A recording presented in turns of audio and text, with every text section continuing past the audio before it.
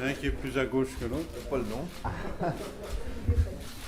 C'est ni droite Enfin, ni tous les- droite. Concrètement, comment ces mesures seront-elles financées? Je sais qu'il y a autant de croissance potentielle et de déficit structurel qu'il y a d'économistes sur la place. Nous confirmons donc ainsi, dans ce programme de stabilité, notre objectif de ramener le déficit à 3,3% en 2016 et sous 3% en 2017 à 2,7% du PIB.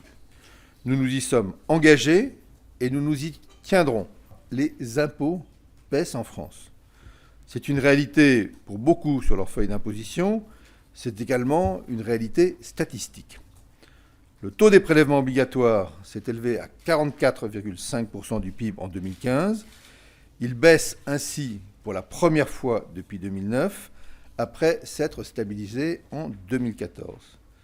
La force de ce résultat, ce n'est pas tant d'avoir su baisser les impôts, c'est d'avoir su baisser conjointement les prélèvements et les déficits. Une croissance qui repart, c'est évidemment une dette qui se stabilise.